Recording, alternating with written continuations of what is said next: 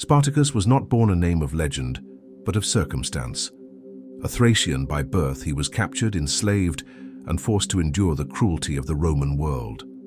Chains, whips, and brutality were meant to erase individuality, but even under such conditions, a spark of resistance survived. It began quietly, in whispers between men and women who had been stripped of everything, in the shadow of oppression where hope still dared to live.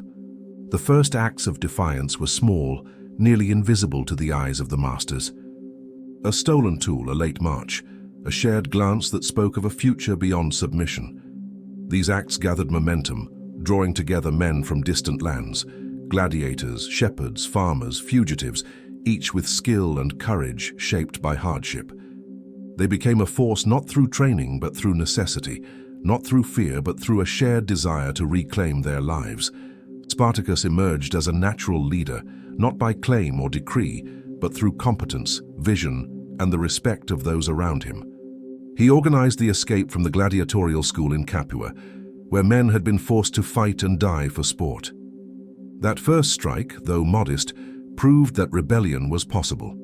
The men had nothing left to lose and everything to gain. From that point, the movement grew. Bands of former slaves gathered, learning from each skirmish. They used the terrain, ambushes, and deception to their advantage, striking Roman patrols with surprise and precision. Rome initially dismissed them as a minor disturbance, a handful of desperate men. But every encounter proved otherwise. Each small victory was proof that discipline alone could not defeat determination. The army of rebels was diverse. Thracians brought ferocity and knowledge of the sword. Gauls brought mobility and unpredictability. Deserters from Rome brought insight into the enemy's strategies. Together, they formed a composite force capable of outmaneuvering the disciplined legions. The rebellion was not only physical but strategic. Every move was calculated, every battle a lesson in adaptation. Rome responded with increasing force. Generals of experience and legions of trained soldiers were dispatched. The empire attempted to crush the revolt with overwhelming numbers, scorched earth tactics and brutal reprisals. Villages were burned, captives executed, and fear spread as a weapon. But the rebellion endured.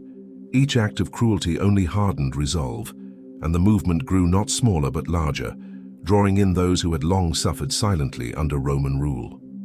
The rebels' victories were often tactical, sometimes surprising, but always significant.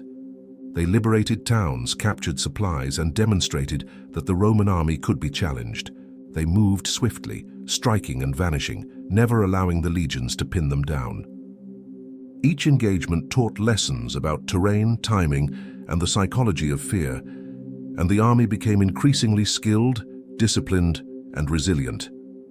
Leadership was essential to survival. Spartacus guided his forces with a balance of strategy and pragmatism, ensuring unity while respecting the voices of his followers. He understood that every man and woman carried a story of oppression, and that these experiences fueled the courage that no army could match.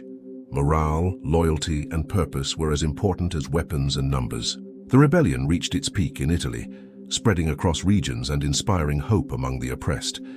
Villages whispered tales of freed slaves, of victories against Roman patrols, and of a leader who embodied resistance.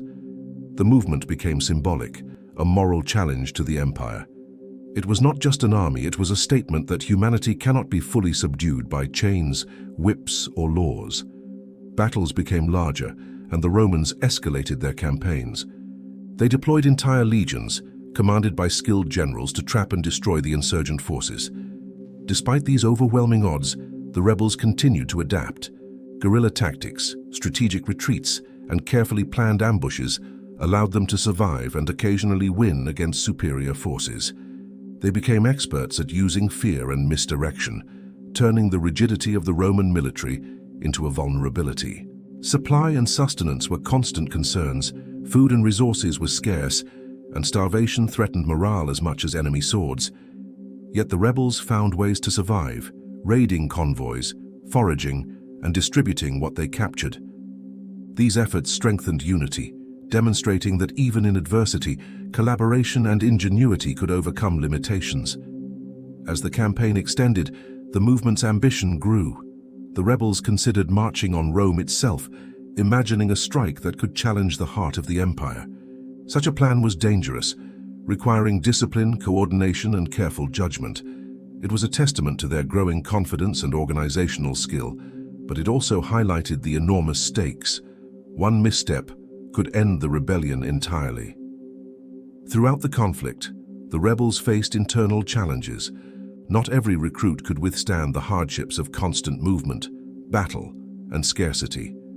Desertions occurred, disagreements arose, and leadership required continuous negotiation and mediation. The success of the rebellion depended on managing these human elements as much as on defeating the Romans. Despite the mounting pressures, the rebels' influence spread. Fear of revolt reached the elite of Rome. The notion that slaves could rise and threaten the established order shook confidence. The rebellion demonstrated that power is not only measured in armies, but in the willingness of the oppressed to refuse subjugation. The culmination of the revolt came as the Roman legions finally confronted the rebels with overwhelming force. The army of Spartacus fought with extraordinary bravery, but the numbers and resources of Rome were insurmountable. Despite tactical skill, morale, and courage, the rebels were eventually defeated in a decisive confrontation. The cost was immense, countless lives lost, and many survivors captured and executed. Yet the impact of the rebellion endured. It exposed vulnerabilities in the Roman system, inspired future uprisings, and left a lasting impression on history. Spartacus and his army became symbols of resistance, illustrating that even the most powerful empires cannot entirely suppress the human desire for freedom. The Spartacus slave revolt was not merely a military campaign. It was a moral statement, a social challenge, and a testament to human endurance. It showed that courage, unity, and determination could challenge oppression, and that even in the face of overwhelming power, the fight for dignity remains vital. Spartacus himself, though defeated, became a lasting symbol of defiance. His leadership, vision, and ability to inspire ordinary people to extraordinary action left a legacy that continues to resonate. The revolt demonstrated that freedom is not given. It is taken, defended, and cherished by those who refuse to accept subjugation. The lessons of the revolt extend beyond history.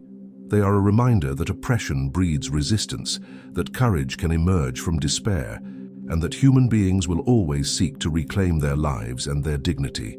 Even in defeat, the rebellion achieved something profound.